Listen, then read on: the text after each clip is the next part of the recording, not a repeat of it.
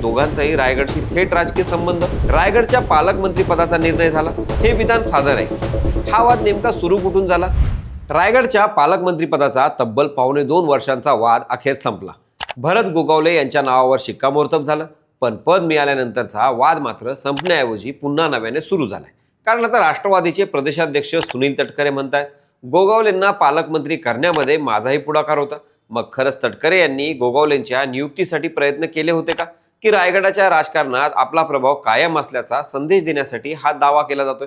आणि सर्वात महत्त्वाचं म्हणजे आदिती तटकरे, भरत गोगावले आणि सुनील तटकरे यांच्यात गेल्या 2.25 वर्षापासून सुरू असलेल्या या राजकीय संघर्षामागचं खरं गणित काय आहे? आजच्या या विश्लेषणातून रायगडच्या पालकमंत्री पदाच्या वादामागचं संपूर्ण राजकारण समजून घेऊया. नमस्कार, मी स्वप्नील आणि आपण पाहत आहात त्याचं काय महाराष्ट्र. रायगडच्या पालकमंत्री पदाचा निर्णय झाला आणि वरवर पाहता एक मोठा राजकीय तिढा सुटला. शिवसेनेचे मंत्री भरत गोगावले यांची रायगडच्या पालकमंत्रीपदी नियुक्ती झाली. गोगावले समर्थकांनी जल्लोष केला, त्यांचं स्वागत झालं आणि अभिनंदनही करण्यात आलं. पण या नियुक्तीनंतर एक गोष्ट स्पष्ट झाली, रायगडचा पालकमंत्री बदलला असला तरी रायगडमधील राजकीय रस्सीखेच अजून संपलेली नाही. उलट आता या संघर्षाला एक नवा टप्पा मिळालाय. कारण राष्ट्रवादीचे खासदार आणि प्रदेशाध्यक्ष सुनील तटकरे यांनी केलेलं एक विधान सध्या चर्चेच्या केंद्रस्थानी आहे. तटकरे म्हणाले की गोगावले पालकमंत्री होण्यात माझाही पुढाकार होता. म्हणजे ज्या पदासाठी तटकरे कुटुंब आणि गोगावले यांच्यात जवळपास 2 वर्ष राजकीय संघर्ष सुरू होता, त्या पदावर गोगावले बसले आणि त्यात आपलाही वाटा असल्याचं तटकरे सांगत आहेत. हे विधान सादर आहे, कारण रायगडच्या राजकारणात पालकमंत्रीपद हा केवळ एक प्रशासकीय विषय राहिलेला नाही. गेल्या 2.25 वर्षात ते प्रतिष्ठेचं, प्रभावाचं आणि जिल्ह्यातील राजकीय वर्चस्वाचं प्रतीक बनलं होतं. हा वाद नेमका सुरू कुठून झाला हे आधी समजून घ्यावं लागेल. महायुती सरकार सत्तेत आल्यानंतर रायगडच्या पालकमंत्री पदासाठी 2 प्रमुख दावे समोर आले. एका बाजूला शिवसेनेचे भरत गोगावले तर दुसऱ्या बाजूला राष्ट्रवादीच्या आदिती तटकरे. दोन्ही नेते सरकारमध्ये मंत्री, दोघांचाही रायगडशी थेट राजकीय संबंध आणि दोन्ही बाजूंना आपापल्या दाव्याप्रमाणे राजकीय कारणं होती. गोगावले यांचा दावा असा होता की रायगडमध्ये शिवसेनेची संघटनात्मक ताकद आहे, जिल्ह्यात शिवसेनेचे आमदार आहेत आणि त्यामुळं पालकमंत्रीपद शिवसेनेकडे, त्यातही आपल्याकडे असावं. दुसरीकडे तटकरे कुटुंबाकडे रायगडमध्ये अनेक वर्षांपासून मजबूत राजकीय पकड आहे. सुनील तटकरे रायगडच्या राजकारणातील एक मोठं नाव, त्यामुळे त्यांच्या कन्या आदिती तटकरे यांच्याकडे पालकमंत्रीपद राहावं अशी भूमिका राष्ट्रवादीकडून होती आणि इथूनच संघर्षाला सुरुवात झाली. विशेष म्हणजे हा केवळ 2 मंत्र्यांमधला वाद नव्हता, हा हळूहळू 2 राजकीय गटांच्या प्रतिष्ठेचा प्रश्न बनला. रायगडमधील शिवसेनेच्या स्थानिक आमदारांनीही तटकरे कुटुंबाला पालकमंत्रीपद देण्याला विरोध केला. म्हणजे राज्य पातळीवर भाजप, शिवसेना आणि राष्ट्रवादी हे एकाच महायुतीत असताना रायगडमध्ये मात्र मित्र पक्षांमध्येच राजकीय अंतर वाढत गेले. याच काळात भरत गोगावले यांनी अनेक वेळा पालकमंत्री पदाबाबत आपली भूमिका स्पष्ट केली, तर तटकरे कुटुंबाकडूनही रायगडच्या विकासाचा मुद्दा पुढे करण्यात आला. आदिती तटकरे यांनी पालकमंत्री पदाचा निर्णय रखडल्यामुळं विकास कामांवर परिणाम होऊ नये अशी भूमिका मांडली. म्हणजे दोन्ही बाजूंकडून हा प्रश्न केवळ पदाचा नाही तर विकास आणि जनतेच्या हिताचा असल्याचं सांगितलं जात होतं. मात्र राजकीय निरीक्षकांच्या दृष्टीनं त्यामागे एक मोठा प्रश्न होता, रायगडावर नियंत्रण कोणाचं? आणि हा प्रश्न महत्त्वाचा आहे, कारण पालकमंत्री म्हणजे फक्त जिल्ह्याच्या बैठका घेणारा मंत्री नाही. जिल्हा नियोजन समिती, विकास कामांचा समन्वय, प्रशासनावर राजकीय पकड, विविध विभागांमध्ये समन्वय आणि जिल्ह्यातील सत्ता केंद्र म्हणून पालकमंत्री पदाला मोठं महत्त्व असतं. त्यामुळे रायगडसारख्या राजकीयदृष्ट्या महत्त्वाच्या जिल्ह्यात हे पद कोणाकडे आहे याचा परिणाम स्थानिक राजकारणावरही होतो. याच पार्श्वभूमीवर आता आणखी एक महत्त्वाचा मुद्दा समोर येतो, अनिकेत तटकरे आणि विधान परिषद निवडणुकीचं गणित. 2026 मध्ये रायगडमधील विधान परिषद या जागेच्या राजकारणात तडजोडीची चर्चा सुरू झाली होती. त्याचवेळी माध्यमांमधील वृत्तानुसार अनिकेत तटकरे यांच्यासाठी विधान परिषदेत मार्ग मोकळा करण्याच्या बदल्यात भरत गोगावले यांच्याकडे रायगडचं पालकमंत्रीपद देण्याचा फॉर्म्युला चर्चेत होता.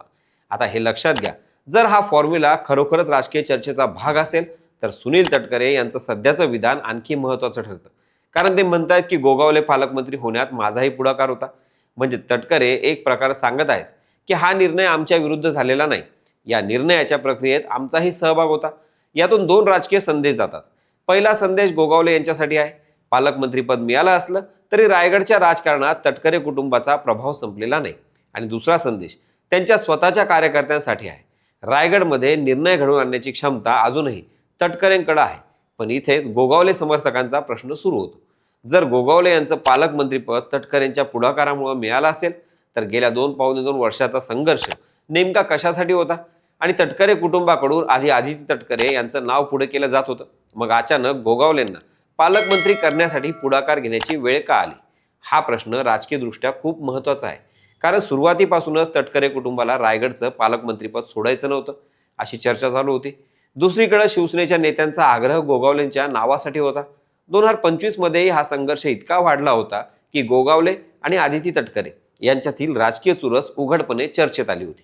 अगदी एका टप्प्यावर आदिती तटकरे आणि भरत गोगावले एकाच मंचावर दिसले तरी पालकमंत्रीपदाचा वाद संपला आहे का अशी चर्चा सुरू झाली होती.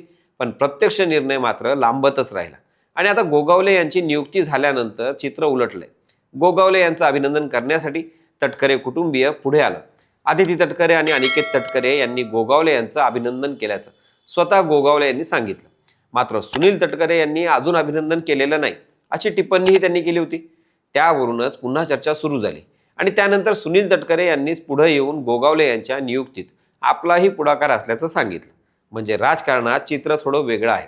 एकीकडे गोगावले समर्थक म्हणतात शेवटी पालकमंत्रीपद आमच्या नेत्याला मिळालं, दुसरीकडे तटकरे म्हणतात त्यात आमचाही वाटा आहे आणि या दोन दाव्यांच्या मध्ये रायगडचं पुढचं राजकीय समीकरण तयार होते. इथे रामदास कदम यांचीही टीका महत्वाची आहे. गोगावले पालकमंत्री झाल्यानंतर त्यांनी तटकरेंवर निशाणा साधत महायुतीत आतापर्यंत तटकरेंचेच लाड झाले असा आरोप केला. त्यामुळे पालकमंत्रीपदाचा निर्णय झाला असला तरी तटकरे विरुद्ध शिवसेना हा संघर्ष पूर्णपणे संपलेला नाही. दरम्यान तटकरे म्हणतात की रायगडला पावणे 2 वर्ष पालकमंत्री नव्हता तरी विकास कामं थांबली नाहीत. पर्यटन, रेल्वे, मेरीटाईम बोर्ड आणि डीपीसीच्या माध्यमातून कामं सुरूच होती. त्याचवेळी गोगावलेंच्या नियुक्तीत आपलाही पुढाकार होता असं सांगून तटकरे एकीकडे गोगावलेंचं स्वागत करतायत तर दुसरीकडे रायगडमधील आपला प्रभावही दाखवतायत. म्हणून आता खरी परीक्षा गोगावलेंची आहे. पालकमंत्रीपद मिळालं पण रायगडमध्ये आपला प्रभाव ते किती मजबूत करतात हे महत्त्वाचं ठरणार आहे. आणि तटकरेंसाठी प्रश्न आहे, गोगावलेंना पद मिळालं असलं तरी रायगडच्या राजकारणावर आपला प्रभाव किती कायम राहतो? कारण पालकमंत्रीपदाचा वाद संपला असला तरी रायगडमधलं वर्चस्वाचं राजकारण अजून संपलेलं नाही. पुढच्या निवडणुका आणि स्थानिक राजकीय समीकरणं हेच या संघर्षाचं पुढचं मैदान असणार आहे. गोगावलेंच्या नियुक्तीत तटकरेंचा खरंच वाटा होता की हा फक्त राजकीय संदेश? तुमचं मत कमेंटमध्ये नक्की सांगा. बाकी राजकारणाच्या आखाड्यात आपली नजर कायम असणारच आहे. तेव्हा कुठेही जाऊ नका, पाहत राहा, सबस्क्राईब करा. त्याचं काय महाराष्ट्र.